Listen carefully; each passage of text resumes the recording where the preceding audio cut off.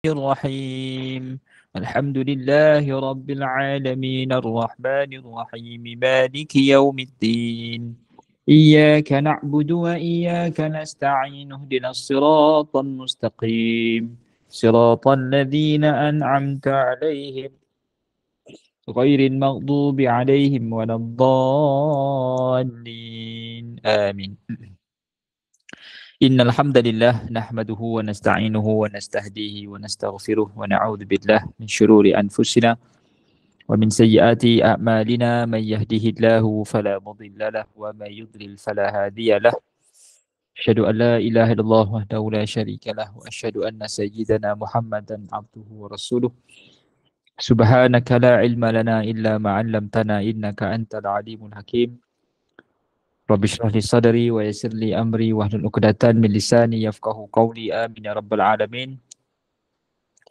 Warga usrah yang dirahmati Allah Subhanahu Wa Taala sekalian, syukur pada Allah Subhanahu Wa Taala dapat sama-sama bertemu pada malam ni.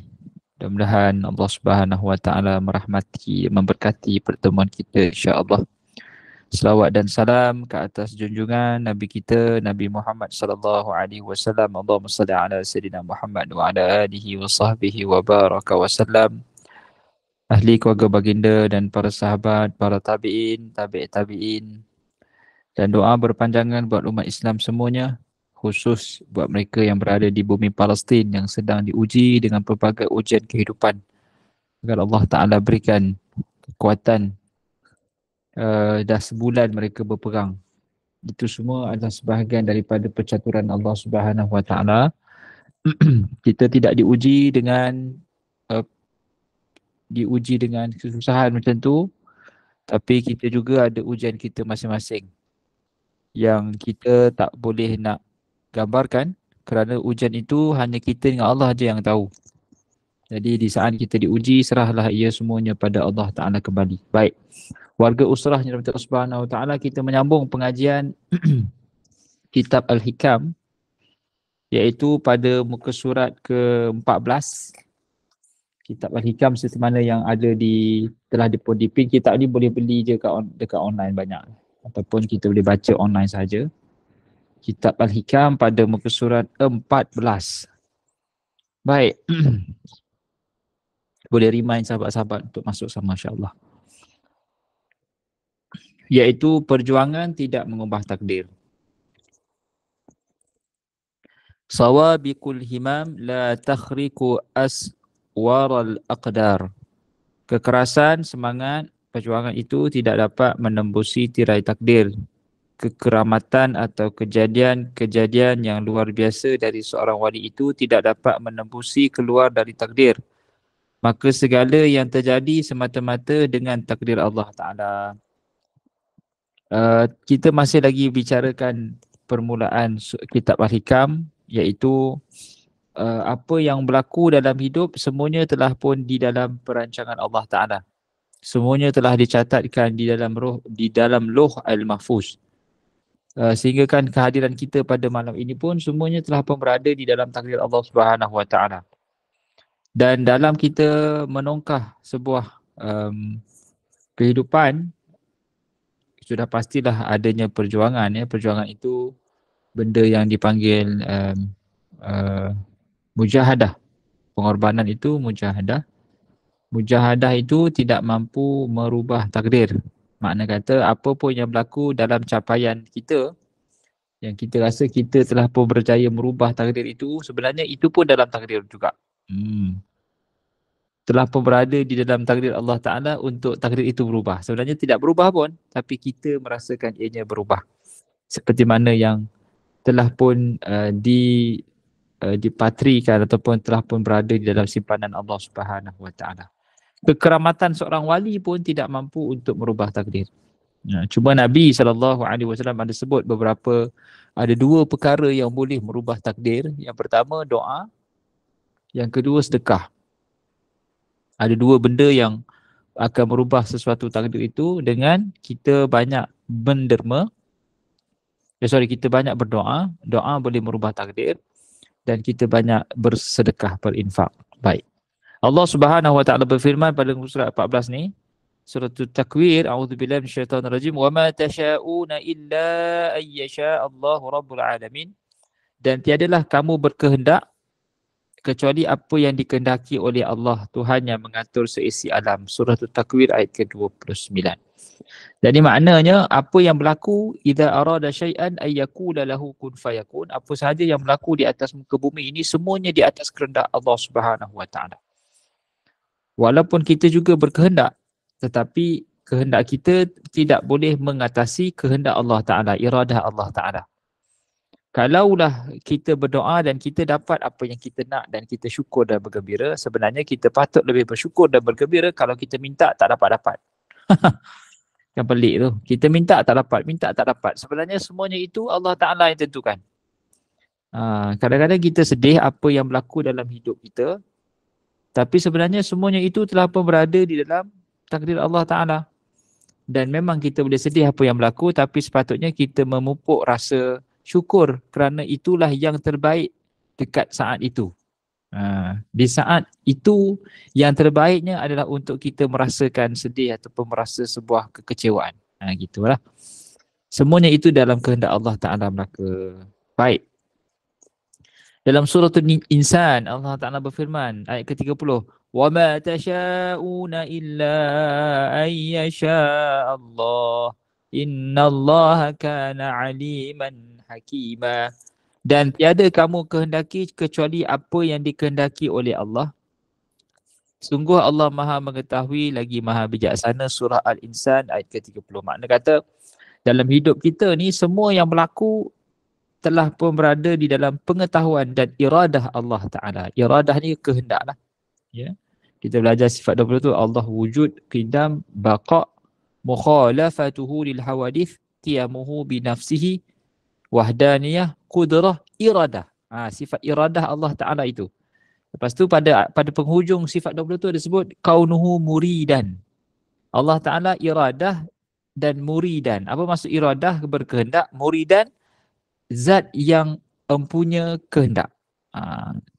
Adalah pada kedudukan Allah Ta'ala itu yang empunya kehendak. Dia macam ni, kalau kita belajar bab tauhid lah, mesti berkehendak dan zat itu zat yang mampu untuk berkehendak. Macam tu. Contohnya Allah Ta'ala Maha berkuasa dan Allah Ta'ala pada kedudukan zat yang mampu untuk memiliki kuasa. Sebab ada orang dia berkuasa, ada orang dia ada kuasa tapi dia tak nak menjalankan kuasa. Ada orang nak menjalankan kuasa tapi dia bukan pada kedudukan pihak berkuasa. Jadi apabila kita belajar dalam bab akidah, bab sifat 20 tu, dia ada dua lah pelengkap dia. Pertama sifat, yang kedua zat. Sifat dan zat itu sangat diperlukan untuk kita faham. Kalau pada sifat Allah Ta'ala berkehendak dan zat yang empunya, yang memiliki kehendak itu. Gitulah. Jadi apa yang berlaku dalam hidup kita, tuan-tuan dan puan, semuanya itu berada pada kehendak Allah Ta'ala dan Allah Ta'ala pada kedudukan yang berkehendak, muridan, kaunuhu muridan.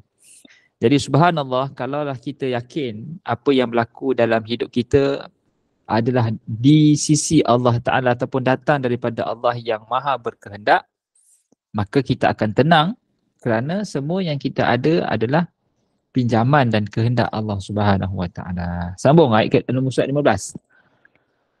Arih nafsak minat tadbir fama qama bihi ghairuk anka la takum bihi li nafsik.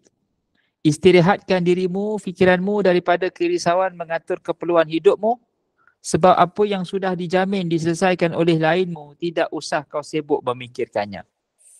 Di sisi manusia kita hanya mampu mentadbir, pentadbiran. Tetapi di sisi Allah Ta'ala empunya takdir. Kita hanya mampu mentadbir, tapi Allah Ta'ala yang memutuskan takdir. Kadang-kadang tadbir kita selari dengan takdir Allah Ta'ala. Tapi selalunya takdir Allah Ta'ala mengatasi tadbir kita. Kadang-kadang kita perasan kita buka kedai, orang sebelah pun buka kedai. Tapi orang sebelah penghasilannya banyak, beribu-ribu. Kita, kedai kita orang tak nampak pun. Sampai kata ustaz, ada orang hantar santau kat kedai saya ni, orang tak nampak kedai saya. Orang lain, kedai lain penuh je customer.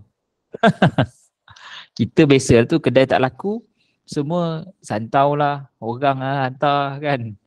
Ada orang tanya, ustaz, kalau lah orang Melayu ni hebat sangat, dia kata dia, kenapa tak dihantarkan santau ke orang Israel tu? First time saya dengar ada orang komen macam tu. Asal Melayu ada masalah je mesti kena santau lah, kena ilmu hitam lah. Kenapa tak dihantar ilmu hitam ke santau ke orang Israel tu? Hebat sangat ke ilmu hitam ni hanya berkesan pada orang Melayu je? Saya pun pening juga Kalau hebat sangat orang kita ni, kenapa tak disantaunya Benjamin Netanyahu tu? Tak apalah. Nak ceritanya, tadbir. Dalam hidup kita ni, kita empunya tadbir, tetapi Allah lah yang ada takdirnya. Dan kita menjadi penat, kita menjadi stres, kita menjadi depressed. Kerana apa? Kerana kita cuba mengatur urusan hidup kita dan kita cuba menafikan Allah Ta'ala empunya takdir. Kata pengarang kitab, kata Ibnu Athaillah, jangan kita terlalu fokus dalam menguruskan pentadbiran hidup. Kerana di sebalik pentadbiran kita itu adanya takdir Allah Subhanahu Wa Ta'ala. Baik. Sebagai seorang hamba wajib dan harus dulu mengenal kewajipan. Sedang jaminan upah ada di tangan majikan. Maka tidak perlu risau untuk memikirkan bagi mengatur kerana khawatir kalau apa yang telah dijamin itu tidak tiba atau terlambat sebab ragu terhadap jaminan Allah, tanda kurangnya iman. Kalau kita bekerja, kita disuruh buat kerja, kita kisahkan, kita tidak gaji tu. Kalau bos kata gaji 2,400, kita yakin tak 2,400 tu akan masuk setiap bulan? Yakin, sebab bos yang mempunyai keputusan.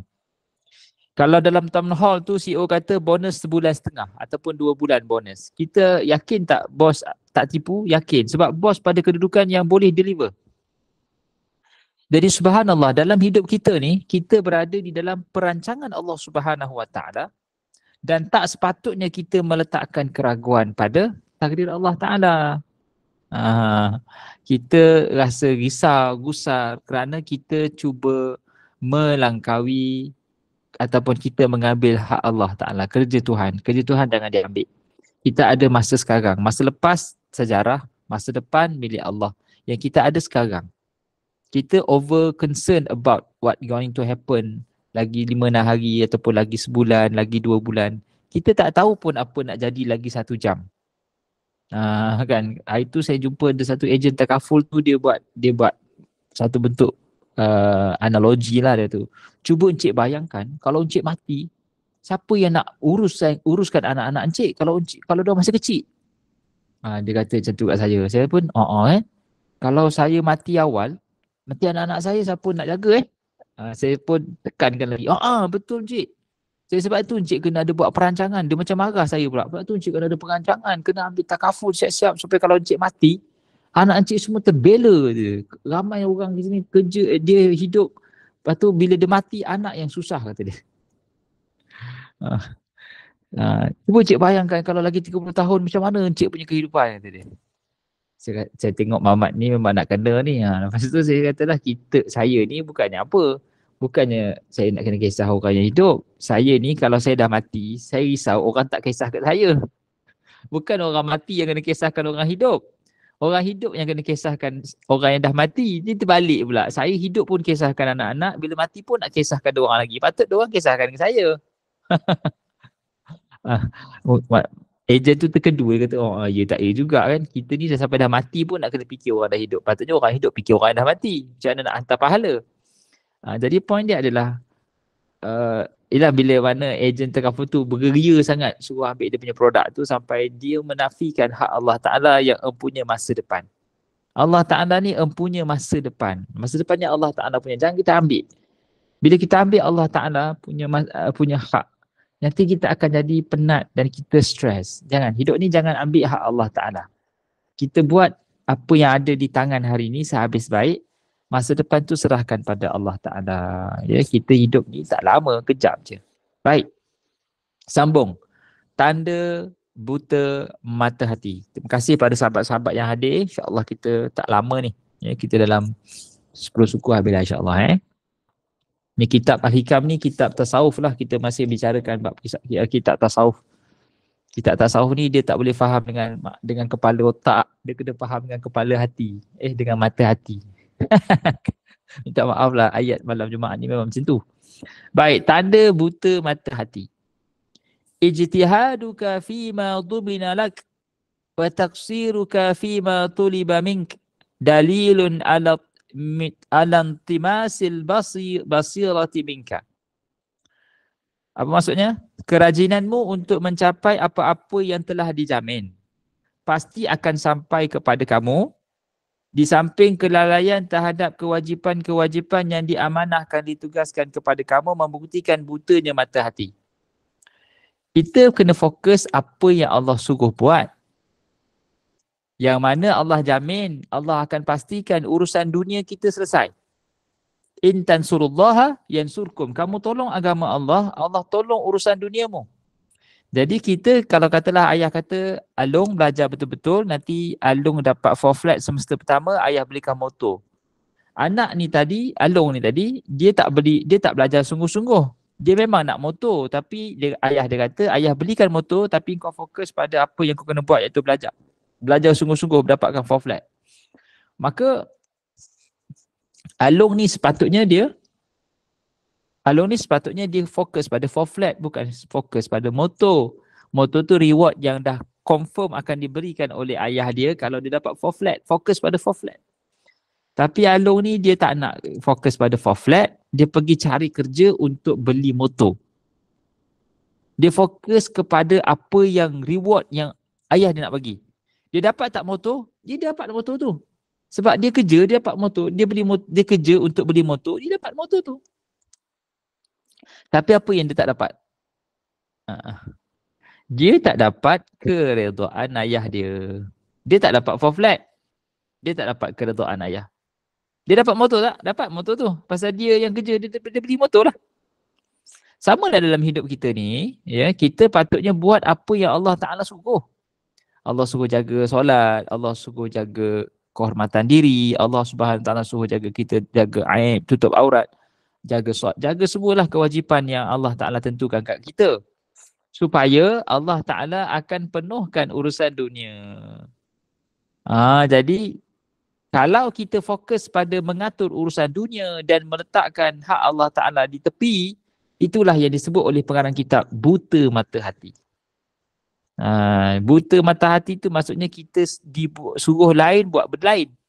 Orang suruh fokus pada tugasan reward tu Allah bagi. Kita kisahkan macam mana nak jadikan reward itu sebagai tugasan.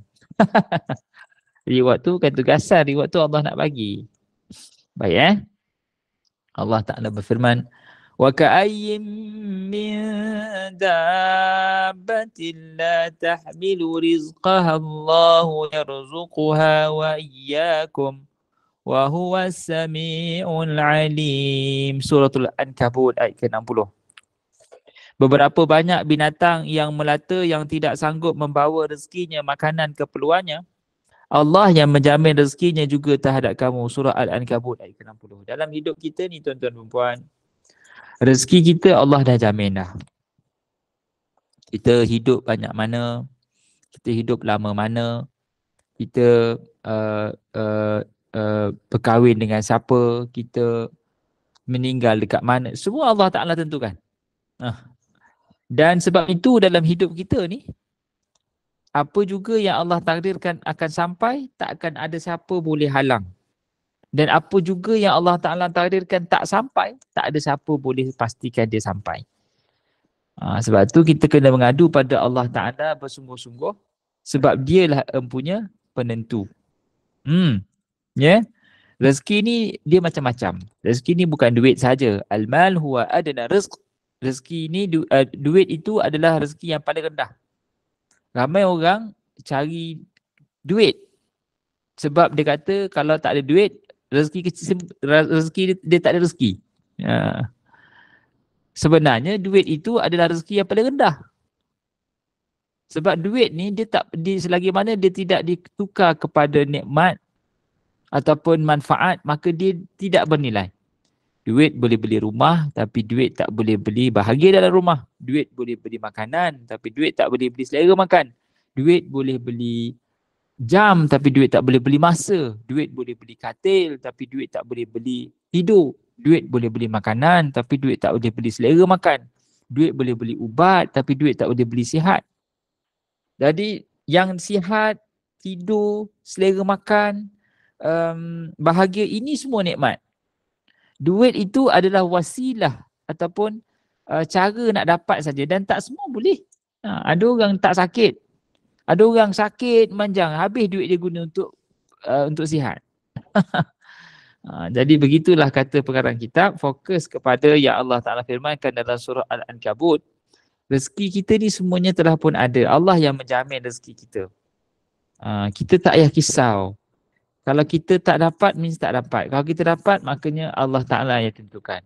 Kita hanya fokus pada jaga hubungan pada Allah Ta'ala.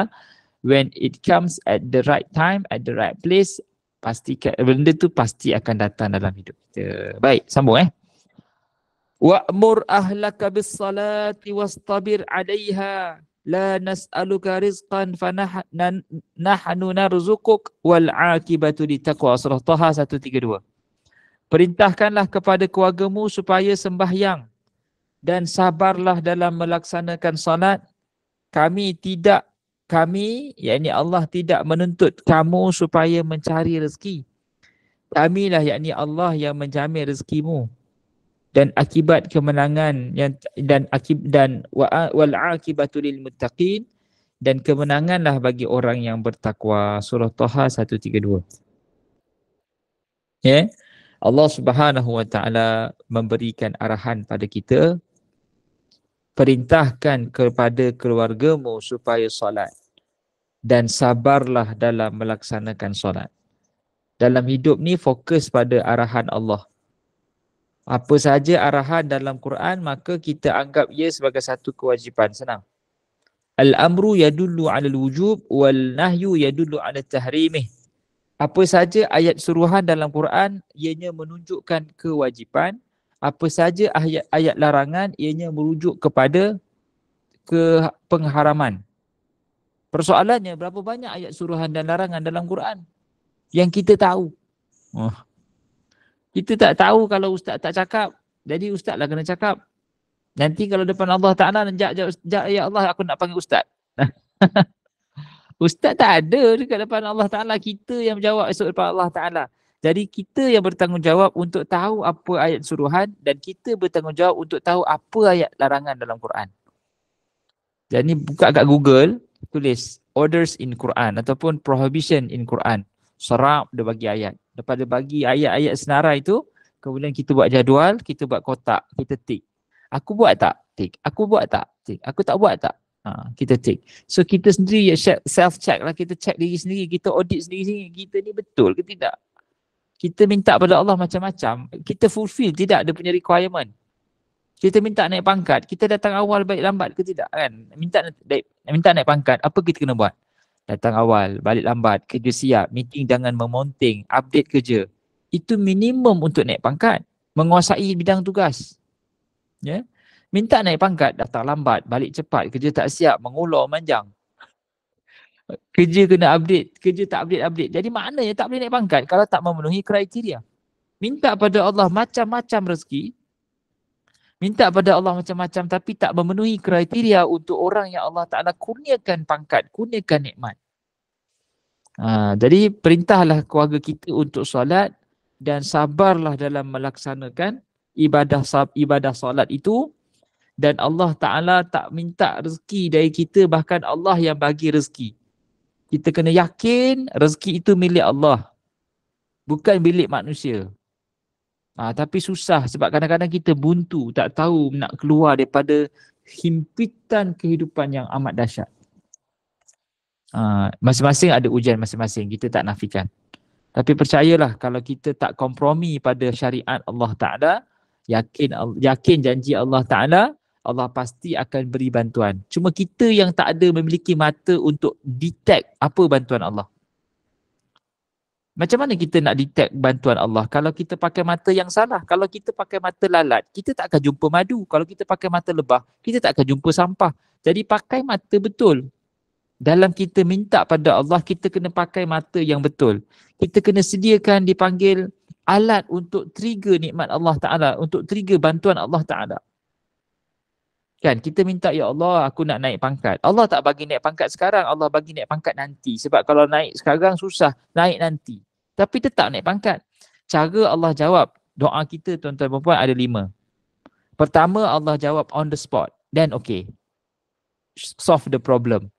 Yang kedua, Allah tak jawab sekarang, Allah bagi nanti. At the right time Allah kabulkan. Allah tak bagi sekarang. Kedua. Yang ketiga, Allah Ta'ala bagi yang lain. Allah tak bagi, Allah bagi lain. Itu terbaik. Sebab kita nak yang lain, Allah bagi yang lain, kita terimalah. Sebab itu yang terbaik pada saat itu. Yang keempat, Allah tak bagi langsung kat dunia, Allah jadikan ia sebagai pahala di hari akhirat. Minta bergeria tapi tak pernah dapat. Penat saya Ustaz nak doa. Kadang-kadang doa setengah jam, tak dapat-dapat apa yang saya minta. Dapat semuanya lain. Allah Ta'ala tak bagi kat dunia, Allah bagi kat akhirat sebagai pahala. Dan kata Nabi SAW, kalaulah manusia itu tahu betapa besarnya pahala berdoa, dan saya diharapkan semua doanya tidak dikabulkan sebab nak pahala. Dan yang terakhir, bila kita berdoa pada Allah Ta'ala, Allah jawab macam mana? Allah akan hindarkan balak daripada kita. Kita tak sakit, kita tak miskin, anak beranak kita bahagia. So, itu semua adalah sebahagian daripada elak bala hasil daripada doa kita. Doa kita mungkin cerita lain, tapi Allah datangkan manfaat doa itu dengan kebahagiaan melihat orang-orang yang tersayang kita bahagia. Begitulah. Ya. Baik. Wal akibatu lil muttaqin. Baik. Kerjakanlah apa yang menjadi kewajipanmu terhadap kami. Dan kami melengkapi bagimu berapa je? Okey, awal pukul 10. Lagi 15 minit insya-Allah. Dan kami melengkapi bagimu sebahagian kami. Di sini ada 2. Satu yang dijamin oleh Allah Ta'ala, maka jangan menuduh. Jangan bersu'uzon. Su'uzon ni sangka buruk pada Allah Ta'ala. Tolong tulis dalam kurungan kalau ada tulisan. Su'uzon, sangka buruk terhadap Allah Ta'ala. Kedua, yang dituntut oleh Allah Ta'ala, maka jangan kau abaikan. Abdi ati'ni fima amartuk wala tu'allimni bima yuslihuk. Hambaku, taatilah kalian semua kepada perintah aku dan jangan beritahu kepadaku apa yang baik bagimu. Atau jangan mengajar kepadaku apa yang menjadi hajat keperluanmu. Nampak? Maksudnya, kadang-kadang kita bersangka kita nak yang macam-macam, itu yang terbaik. Allah Ta'ala bercakap dengan kita dalam hadis kursi, jangan ajar Allah. Tak payah ajar aku apa yang baik untuk kamu. Sebab Allah lebih tahu apa yang kita tahu. Kita rasa kita nak yang tu, tapi Allah kata, aku lebih tahu daripada kamu. Aku yang ciptakan kamu, aku letakkan kamu di situ. Ya? Yeah? Sayangnya Allah Ta'ala pada kita lebih sayang daripada seorang ibu kehilangan anak lalu jumpa balik. Maha mengetahuinya Allah Ta'ala Al-Alim, Allah tahu semua dalam urusan hidup kita, dan Allah kata aku lebih rapat min hablil warid, daripada urat tengkuk ni. Rapatnya Allah Ta'ala pada kita berbanding kita rapat dengan diri sendiri. Gitu. Dalam sebuah, maksudnya orang-orang yang mengagungkan orang yang kaya, pemboros, penghina ahli-ahli ibadah dan mengikut tuntutan dan mengikuti tuntutan Al-Quran hanya sesuai dengan hawa nafsu mereka, sedang yang tidak sesuai dengan hawa nafsunya ditinggalkan, diabaikan. Padahal yang demikian itu berarti mempercayai sebahagian kitab Allah dan mengabaikan, yakni kafir terhadap sebahagian isi kitab yang lain. Mereka berusaha untuk mencapai apa-apa yang dapat dicapai tanpa usaha, iaitu bahagian yang pasti tiba dan ajal yang tertentu. Dan rezeki yang menjadi bahagiannya, tetapi tidak berusaha untuk mencapai apa yang tidak dapat dicapai kecuali dengan usaha, iaitu pahala-pahala yang besar dan amal-amal ibadah dan dagangan yang tidak akan rosak. Baik. Dalam hidup kita ni, semuanya kita nak easy money. Easy money. Kita nak duit senang. Kita tak nak kerja susah-susah, kita nak duit senang je. Zaman sekarang kan orang nak easy money. Duduk dengan kaki duit banyak. dari sudut Islam, dari sudut perspektif barat memanglah itu sebuah yang hebat. Kita makan royalty. Kita untung, kita pandai berniaga. Tapi di dalam Islam tidak. Di dalam Islam kita dihitung setiap perkara yang kita buat. Kalaulah kita kerja, gaji kita 3,000, ngam-ngam je. Kerja siang balik malam, gajinya 3,000. Malam tidur penat. Esok ulang balik. Jadi dia tidak ada masa untuk dia buang masa sebab masanya occupied dengan kerja. Lepas tu duit yang dia ada semua dibayar ikut keperluan asas rumah. Bayar rumah, bayar kereta, bayar isteri, bayar anak, bayar semua. Duit dia mungkin tinggal 200 untuk sampai akhir bulan. Orang macam ni adalah orang yang kaya. Sebab dia tak ada sebab untuk dia jadi muflis. Sebab terlalu sibuk kerjanya, tak ada masa nak rehat, nak bawang. Kita yang ada aktif ataupun passive income, duduk goyang kaki, income masuk, kecing masuk dalam akaun kan. Bunyi kecing, masuk duit dalam akaun. Kan, masuk semua duit dalam akaun tu dan kita tak tahu nak buat apa. Kita ada tanggungjawab yang besar nak jawab depan Allah Subhanahu Wa Taala. Tapi bukanlah berarti kita tak boleh kaya. Tidak, boleh kaya. Tapi kita kena manage. Kita nak kaya untuk apa? Kita nak kaya sebab nak kaya. Nanti emergency senang nak guna duit. Jadi kita define lah berapa banyak duit emergency tu. Kaedah kira-kira zaman sekarang ni dia kata duit emergency mesti ada simpanan 6 bulan gaji sekarang. Kalau gaji kita 10,000, kita mesti ada dalam akaun at least 60,000. Kalau kita punya gaji 5,000, at least kita kena ada 50,000. Macam tu lah cara kira dia. Macam tu lah, 30,000. Macam tu lah. Jadi maknanya itu planning. Kalau kita nak sedekah ataupun kita nak buat baik, kita mesti ada target. Above certain value dalam duit kita dan kita baru start buat something lah untuk infak dan sebagainya. Gitu. Yeah. Kita plan lah, plan. Ibrahim Al-Khawas, Ibrahim bin Adham berkata, la tatakallafu ma kufitu wa la tudayyi' ma mastukfiyat. Jangan memaksa diri untuk mencapai apa yang telah dijamin. Dan jangan mensia-siakan, yakni mengabaikan apa yang diamanahkan, ditugaskan kepada kamu. Jangan kita fokus pada benda yang telah Allah jamin. Fokus kepada apa yang Allah suruh. Buat ibadah, Allah bagi dunia. Ibadah tu yang kena fokus. Ini tak, dia fokus pada dunia, lupa jaga ibadah. Keluar pagi, lupa nak sembahyang subuh. Apa artinya pergi cari rezeki tapi lupa jaga hubungan dengan Maha Pemberi rezeki. Kita keluar rumah cari rezeki, jaga hubungan dengan Maha Pemberi rezeki. Baik. Oleh sebab itu, maka siapa yang berusaha untuk mencapai apa yang sudah dijamin dan mengabaikan apa yang ditugaskan kepadanya, maka berarti dia buta hati kerana sangatlah tidak bijak orangnya. Kerja pada reward yang Allah Ta'ala dah jamin. Kita tak payahlah fokus kepada benda yang Allah dah jamin. Kita fokus pada tugas yang Allah Ta'ala suruh kita buat. Ya wallahu a'lam. Kita berhenti Ustaz 19 lah. Dia kuliah lepas isyak ni tak lama. Nanti kan orang ngantuk tidur, esok ke sekolah pula. Jadi kalau ada seminit dua, kalau ada soalan kita buka lah.